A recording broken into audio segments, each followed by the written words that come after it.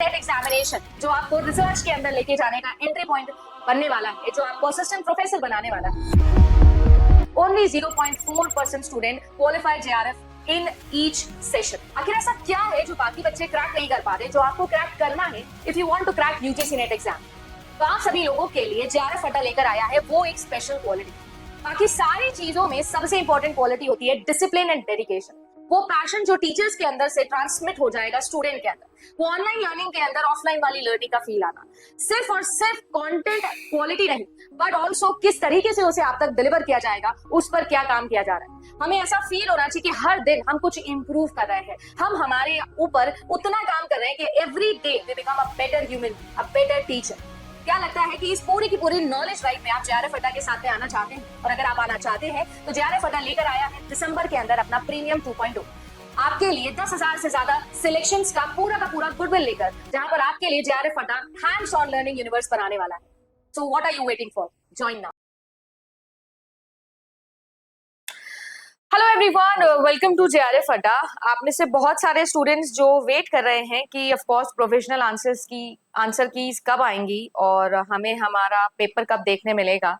Definitely हम सभी लोग जो है इस चीज का वेट कर रहे हैं। आई एम ऑल्सो वन जो इस चीज के ऊपर बहुत टाइम से मैं भी वेट कर रही हूँ। बट यस, मैं एक चीज है जो आज डिस्कस करने वाली हूँ and that is expected cut of. पिछले 3 साल हो गए हैं जेआरएफ अड्डा पर, जब से मैं कट ऑफ एनालिसिस पर हर बार आप लोगों को एक सिंपल चीज के ऊपर डिस्कशन करके बताती हूँ कि मुझे क्या लगता है, कैसे लगता है। But yes, this time also I am going to talk about some specific points जो कि शायद इस वाले अटेम्प्ट के बहुत सारे स्टूडेंट्स के दिमाग में चल रहा होगा। Before I go to and the expected cut off वाला part, I am going to tell you about the new batch जो कि हम लोगों ने स्टार्ट करा है। ठीक है, अगर आप सभी लोग मेरे साथ जुड़ना चाहते हैं for computer science, fresh batch है, कंप्लीट सोल्यूशन। ना सिर्फ कंप्यूटर साइंस, क्योंकि आपको पता है paper 1 has been a saviour for a lot of subjects and CS के साथ में भी सेम गेम होगा। क्योंकि अगर आपका पेपर 1 अच्छा नहीं है तो पेपर 2 क्योंकि इतना लेंदी आता है तो आपके क्वेश्चंस छूटने के चांसेस होते हैं, और कट ऑफ को भी थोड़ा सा पुश देने का काम पेपर 1 करता है। राइट, तो आप सभी लोगों के लिए सीएस के बैच में ही इस बार पेपर 1 इंक्लूड कर दिया, अलग से आपको नहीं लेना है। यानी अगर आप कंप्यूटर साइंस पेपर 2 लेते हो तो आपको पेपर 1 फ्री मिलने वाला है। ये इस बार जेआरएफ अड्डा पर मैंने किया है। अब कुल मिला के बात ऐसी है, चाहे आपकी टेस्ट सीरीज हो पेपर 1 प्लस पेपर 2 की, चाहे आपके इग्निशन बैच हो, चाहे इग्निशन बैच जिसमें मैंने 10 साल के प्रीवियस ईयर सॉल्व करे हैं यूनिट वाइज, टॉपिक वाइज, सबके सब आपको एक ही बैच में मिलेगा। एंड आपके हैंड रिटन नोट्स, किताबें भी, क्योंकि ऑब्वियसली बात है फिजिकली किताबें जब होती है तो और बेटर हमारी तैयारी होती है, तो आपके घर तक डिलीवर होगी किताबें भी। ये सारी चीजें विद द क्लासेस, राइट। और वीकली शेड्यूल इस बार मैं दूंगी। मंडे को आके पूरा सैटरडे तक का शेड्यूल देके जाऊंगी। वो तो हम लोग देते ही है पर मंथली देते थे, इस बार वीकली दूंगी और हर सैटरडे को डाउट क्लियरिंग सेशन भी रखूंगी। तो पहली बात तो ये कि इस बार बैचेस के अंदर जो है ना, मैं थोड़ा और टाइट ग्रिप रखने की कोशिश कर रही हूँ। इसके अलावा अगर मैं बात करूं एक्सपेक्टेड कट ऑफ की, तो एक्सपेक्टेड कट ऑफ में मेरा सबसे पहला जो डिस्कशन होगा ना, वो मेरे पास में टॉपिक जो होगा मेरा, वो होगा कि आपकी प्रीवियस ईयर एनालिसिस के बिहाफ पर इस साल का एनालिसिस कैसा रहा। सो कुल मिला के what I am going to talk about is 3 basic things. सबसे पहले मैं बात करूंगी कि प्रीवियस ईयर पैटर्न कैसा रहा है, ठीक है ना, और उसको हम लोग कंपेयर करेंगे दिस ईयर पैटर्न से। इसके अलावा मैं बात करने वाली हूं कि आप लोगों का जो एनालिसिस है वो हम लोगों को सिर्फ पैटर्न का नहीं करना होता है, हम लोगों को टोटल एस्पिरेंट्स के ऊपर भी थोड़ा सा काम करना होता है कि टोटल कितने एस्पिरेंट्स थे जिन्होंने इस बार पेपर दिया। And of course I am going to talk about the average formula, जो मैं हर बार यूज करती हूँ अपनी कट ऑफ बताने के लिए। ठीक है जी। अब क्योंकि हम सभी लोगों के पास में सिर्फ और सिर्फ फर्स्ट रिएक्शन अभी तक बाहर आया है, अभी तक एक्चुअली जो है वो हमारे सामने पेपर नहीं आया है, तो पेपर को इजी या हार्ड बताना इज अ डिफिकल्ट थिंग, ठीक है ना। ऑल दो कॉमेंट सेक्शन में मैं जरूर चाहूंगी, क्योंकि मैं एक पोल भी लगाऊंगी कमेंट सेक्शन में, जितने भी स्टूडेंट्स हैं जो ये एग्जामिनेशन देकर आए हैं, आपका क्या पर्सपेक्टिव था, क्या व्यू पॉइंट था, जरूर बताना। क्योंकि जितने ज्यादा स्टूडेंट उसमें पोल करेंगे, जितने ज्यादा स्टूडेंट मुझे बताएंगे, उतना ज्यादा परफेक्ट जो है या उतना ज्यादा प्रोबेबिलिटी वाइज हम नियर बाय पहुंच पाएंगे हमारी कट ऑफ के। बट यस, ये 3 चीजें हैं जिसके बिहाफ पर मैं ये वीडियो बना रही हूँ। सबसे पहले अगर मैं बात करूं तो ऑन एन एवरेज जो हमारा कंप्यूटर साइंस था उसमें लगभग 30,000 की ऑडियंस थी जो बैठती थी। पर पिछले 2 सालों के अंदर, क्योंकि बीटेक वाले स्टूडेंट्स पिछले 1 साल से बहुत ज्यादा इस एग्जाम को देने लगे हैं, तो ये बढ़ के जो है वो 50,000 तक भी पहुंच गया था। अब टोटल नंबर ऑफ फॉर्म फिल्स जो है वो पिछली बार भी अगर आप देखो तो इसी के आसपास था। ऑल दो नंबर ऑफ अटेम्प्ट्स जो थे वो कम हो गए थे। है ना, वो भी अराउंड इसी के आसपास वापस से आ गए। तो कुल मिला के 35-40 हजार के आसपास का जो ऑडियंस है वो कंप्यूटर साइंस के अंदर है जो फाइट मार रहा है इस एग्जामिनेशन के लिए। अब सबसे बड़ी चीज जो है वो ये है कि जब एवरेज फॉर्मूला कैलकुलेट करोगे तो एक तीसरी कैटेगरी जो इन्होंने इंक्लूड कर दी है वो है ओनली पीएचडी, और सारा का सारा बखेड़ा इसी की वजह से है जो कि आप लोगों ने नोटिस किया होगा। अगर देखा जाए तो यूजुअली फरवरी 2023 को मैं छोड़ दूं तो इसके अलावा एनटीए यूजीसी नेट की कट ऑफ कभी भी 200 प्लस गई नहीं थी, कभी भी नहीं गई थी, है ना। मतलब इतनी हाई, जितनी हाई उस दौरान गई थी 218 नंबर जून 2024 में गई थी, है ना। तो या 2008 मतलब 208 भी गई थी, है ना। ये सारी चीजें जो है ये एक्चुअली में जाती ही नहीं थी। तो 218 नंबर आउट ऑफ 300 बहुत बड़ी चीज होती है, ये गई नहीं थी। बट अब जो है क्योंकि ये तीसरी कैटेगरी जब से इंक्लूड हुई है ना तो इनको 3 जगह पर फिल्ट्रेशन करना होता है। ओनली पीएचडी वाले निकालने होता है अलग स्कोर, नेट वाला अलग स्कोर निकालना होता है, और जिस बच्चे का जो है वो क्या हुआ, जिस बच्चे का जेआरएफ हुआ है उसको अलग स्कोर देना होता है। ऑब्वियसली सबसे ज्यादा नंबर तो जेआरएफ वाले को ही लेके आने दो। तो इस वजह से होता क्या है, इस वजह से ये कट ऑफ का जो डिफरेंस होता है अगर आप नोटिस करो तो वो 4-5 क्वेश्चन का नहीं होता है, वो 10 से 12 क्वेश्चन का होता है सभी के अंदर कैटेगरी वाइज। तो मैं जनरल कैटेगरी के ऊपर बात करूंगी और मैं पैटर्न के अकॉर्डिंग आपको बताती हूँ मेरी एक्सपेक्टेड कट ऑफ क्या थी। अगर आप लोग नोटिस करो तो ये वाला जो पैटर्न था, ये पैटर्न अगेन सेम वही लेंदी मैं बोलूंगी कि लेंदी इस बार पेपर आया था, टाइम कंज्यूमिंग इस बार पेपर था। अगर कोई ऐसा बच्चा है जिसने 6 महीने अच्छे से तैयारी करी है, ठीक है ना, अब ये आपको सही लगे या गलत लगे बट मैं रियलिटी बोल रही हूँ, 6 महीने लग के, 5 से 6 महीने लग के अच्छे से अगर आपने तैयारी करी है तो आपका लिए ये पेपर 2 इजी रहने वाला है। आई am not talking about paper 1, मैं पेपर 2 की बात कर रही हूँ। आपके लिए पेपर 2 इजी होने वाला है। लास्ट के जो 23 क्वेश्चन थे ना पेपर में, पेपर 2 के अंदर, दे वर सो सिंपल कि रीड करो और आंसर टिक करो, रीड करो और आंसर टिक करो। बट जो पहले के जो 70% पेपर था ना, that was very lengthy and time consuming. 180 minute के अंदर एनटीए वाज एक्सपेक्टिंग कि हम 150 नहीं, हम 400 चीजें पढ़ ले, 400 लाइन पढ़ ले, क्योंकि हर एक चीज बहुत ज्यादा डिस्क्रिप्टिव वे में आपसे पूछी गई थी। तो बच्चे को पूरा पढ़ने में बहुत ज्यादा टाइम लगता है और वही टाइम वेस्ट हो गया। और लास्ट का जो आपका 20 से 23 क्वेश्चन थे जो कि बिल्कुल डायरेक्ट थे, ज्यादातर बच्चे के वो चीजें छूट जाती है जब वो पेपर को अच्छे से मैनेज नहीं करता है, टाइम मैनेजमेंट उसका प्रॉपर नहीं होता है।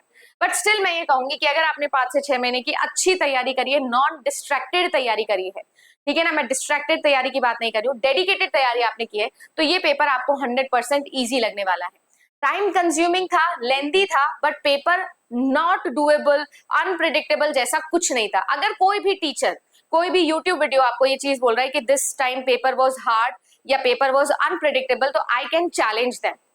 Paper was not at all unpredictable. Computer science का बात कर रही हूँ, पेपर 1 में डीआई हटा दो, वेरी बैड। बाकी मूवीज वूवीज भी चलो ठीक है, आपने नहीं पढ़ा, हटा दो।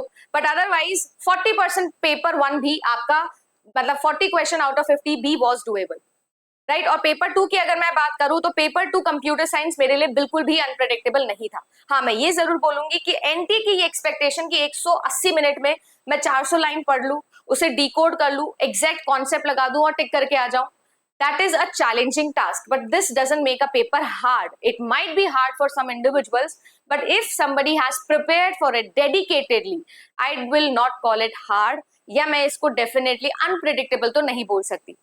मैं यहाँ पर खड़ी हूँ, पिछले 3 साल से जेआरएफ अड्डा चला रही हूँ, इससे पहले भी कंप्यूटर साइंस पढ़ा रही हूँ। सबसे ज्यादा अगर मैंने एक ही चीज करी है पिछले 7 साल में अपने जीवन में, सारी सरकारी नौकरियां छोड़ के, तो वो सिर्फ और सिर्फ यूजीसी नेट डोमेन पर काम किया है। शायद मैंने जितना एनालिसिस किया है मैं उस बिहाफ पर आपको ये चीज बता रही हूँ। आप मेरा कोई भी पुराना वीडियो उठा के देख लेना, सीएस की प्लेलिस्ट आपके सामने है। मेरी आदत नहीं है वीडियो बना दिया फिर कुछ भी बोल दिया, प्राइवेट कर दिया बाद में। I don't do it because I am not making this video as a YouTuber, I talk as an educator, most importantly as a learner. तो मैं आपको लर्नर पर्सपेक्टिव से बताती हूँ। यूनिट वाइज मैं टॉप 10 टॉपिक्स बताती हूँ, ठीक है ना। कंप्यूटर साइंस के अंदर ऑपरेटिंग सिस्टम के ये 10 टॉपिक, इसके ये 10 टॉपिक, इसके ये 10 टॉपिक।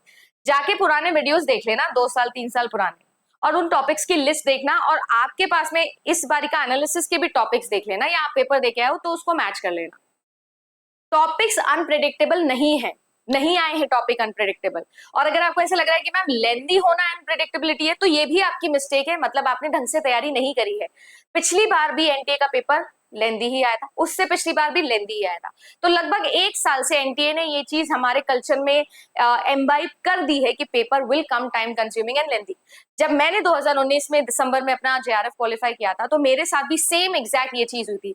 लास्ट के 10 क्वेश्चन वर सो इजी, एकदम डायरेक्ट थे। साइक्लोमेट्रिक कॉम्प्लेक्सिटी के 5 सवाल थे उसके अंदर, जिसमें कुछ नहीं करना था। क्या करना था? प्रेडिकेट नोट निकालनी थी, +1 -1, क्या क्या था उसमें? कुछ लॉजिक नहीं था उसके अंदर, डायरेक्ट डुएबल 5 सवाल थे। तो मेरे लिए इट वाज ऑल कि टाइम मैनेज कर ले, क्योंकि लास्ट में जाके 10-20 क्वेश्चन तो ऐसे मिलने वाले जो मेरे फ्री के नंबर होने वाले। So it is all about non distracted dedicated तैयारी, कि आपने अगर वो टाइम मैनेज किया है, आपने वो 10 मॉक टेस्ट बैठ के दिए हैं तो हो जाएगा, कॉन्सेप्ट पता है तो हो जाएगा। अब गड़बड़ होती है ऑप्शंस के अंदर, गड़बड़ होती है लेंदी ऑप्शंस के अंदर, रीडिंग कंसंट्रेशन के अंदर। तो इस बिहाफ पर I will not call this paper difficult, क्योंकि अगर कोई बीटेक बच्चा ये पेपर दे रहा है जो कि गेट के लिए थोड़ा बहुत पढ़ के आया है, उसके लिए तो ये पेपर बहुत हलवा नहीं होगा, उसके लिए पेपर डिफिकल्ट। क्यों? क्योंकि उसने ऑब्वियसली ये सारी चीजें जो है वो पढ़ ली होगी। आपने अगर कोर्स पढ़ा है, उठा के देख लेना जेआरएफ अड्डा प्रीमियम का कोई भी कोर्स उठा के देख लेना पिछले 3 सालों का, हमने ये सब चीजें क्लासेस में डिस्कस करी है। बट दैट डजंट मीन कि कट ऑफ जो है वो बहुत ज्यादा अनएक्सपेक्टेडली हाई चली जाएगी। ये सारी चीजें मैं आपको इसलिए समझा रही हूँ कि अनप्रिडिक्टेबल होना और लेंदी, टाइम कंज्यूमिंग एंड मॉडरेट होने में फर्क है। दोनों चीजों में फर्क है। मैं बोल रही हूँ अनप्रेडिक्टेबल नहीं है पेपर, पर इसका मतलब ये नहीं है कि मैं बोल रही हूँ कि 220 कट ऑफ चली जाएगी। आई डोंट थिंक ऐसा होने वाला है, क्योंकि क्यों? कट ऑफ डिसाइड करते हैं हम और आप जैसे बच्चे जो पेपर दे के आते हैं। कट ऑफ एनटीए थोड़ी डिसाइड करता है, कट ऑफ डिसाइड करोगे आप बच्चे जिन्होंने ये पेपर अटेम्प्ट किया है। और मेरे अकॉर्डिंग ये जो कट ऑफ है ये आपको ज्यादा डिफरेंट नहीं देखने मिलेगी आपके पिछले सीजन से। दिसंबर 2024 का जो पेपर हुआ था, जो कि जनवरी 2025 में हुआ था, वो जो कट ऑफ थी उसी के आसपास आपको देखने मिलेगी। ऑन एन एवरेज मैंने कैलकुलेट करके आपके लिए यहाँ पर रखी हुई है। ऑन एन एवरेज अगर मैं बात करूं तो 198 फॉर नेट एंड आपका for JRF and 172 for your net, ये आपकी जो कट ऑफ रही थी, है ना। ये कट ऑफ मेरे हिसाब से आपको ज्यादा चेंजेस इसमें देखने नहीं मिलेंगे, ठीक है ना। इसी के आसपास जो है वो आपकी कट ऑफ रहेगी। 2-4 नंबर आप कम ही मान लो, पर ये कट ऑफ में ज्यादा चेंजेस मेरे अकॉर्डिंग मुझे नहीं लगता है कि देखने मिलने वाले हैं। इसके पहले की अगर मैं बात करूं तो 188 आप लोगों की जेआरएफ की कट ऑफ गई थी, जो कि जून 2024 की थी, ठीक है ना। और अगर मैं बात करूं तो ये जो कट ऑफ है, इस कट ऑफ के अंदर 188 एंड 218 जो है वो आपको देखने मिला था आपका जून के अंदर। तो अगर मैं ऑल इन ऑल बोलूं तो यहाँ पर ज्यादा डिफरेंस जो है वो आप लोगों का रहता है कि पेपर पैटर्न जो है वो कैसा रहा है और कैसे एस्पिरेंट से जो पेपर दे रहे हैं। जैसा मैंने कहा, दिसंबर वाले अटेम्प्ट के according what I believe is कि अगर आपका 190 प्लस स्कोर आ रहा है इस पेपर के अंदर, then you are definitely closer to the JRF cut off. But what I believe is कि इफ यू आर सरपासिंग 200 और यू एट 200 के रेंज में हो आप, तो मेरे हिसाब से you are in a safe zone, जो मुझे ऐसा लगता है, राइट। इसके अलावा आप लोग जरूर बताइएगा, क्योंकि मैं हो सकता है मैं सही हूं, पर ये भी हो सकता है कि मैं कंप्लीटली गलत हो जाऊं, क्योंकि जैसा मेरे को रिव्यू मिलेगा मैं वैसा ही बताऊंगी, जो मैं देख के आई हूँ वही बताऊंगी। प्रोविजनल आंसर की अभी आई नहीं है, तो क्वेश्चन एग्जैक्टली मैंने पढ़े नहीं है। टॉपिक वाज प्रेडिक्टेबल, कैसा था क्या था वो हम लोगों को डिस्कस करना है। बट अगली टाइम के लिए अगर आप प्रिपेयर कर रहे हो तो मैं आपको ये चीज बता दूं, लेंदी, टाइम कंज्यूमिंग होना that doesn't make paper difficult. It's all about managing time. It's about learning how to attempt a question, and not every question is there to attempt. Positive marking है, नेगेटिव मार्किंग नहीं। इसका मतलब ये नहीं कि आप DI के अंदर 25-25 मिनट लगा रहे हो। आप किसी एक ऐसे टॉपिक में कंप्यूटर आर्किटेक्चर ज्यादा पढ़ के नहीं गए, 5-5 मिनट लगा रहे हो उसको करने में, तो कुछ क्वेश्चन छोड़ने पड़ते हैं। और ये सारी कला है, ये सीखनी पड़ेगी कि पेपर अटेम्प्ट कैसे करना है। तो ये सारी चीजें जो है वो इस बैच में मैं दोबारा से आप लोगों से डिस्कस करूंगी। तो अगर आपको ऐसा लगता है कि मैंने कुछ जेन्युइन सोच समझ के ये चीज बोली है तो कमेंट में बताना। और जैसा मैंने कहा, आप लोग जरूर बताना कि आपको क्या लगता है कि आपके अकॉर्डिंग कट ऑफ कितनी जाएगी। And I don't want random answers, ठीक है। मैं कोई वीडियो बनाने के लिए वीडियो नहीं बना रही हूँ, मुझे रैंडम आंसर्स नहीं चाहिए, मुझे जेन्युइन बताओ, क्योंकि मेरे बच्चों का तो मुझे पता है, मैंने तो उन सबसे बात करी है। आप लोगों का क्या पर्सपेक्टिव है ये जरूर बताइएगा। मिलती हूँ आप सभी लोगों से नेक्स्ट वीडियो के अंदर। धन्यवाद। और 4 जुलाई से नया बैच स्टार्ट हो रहा है, you can join this batch right now.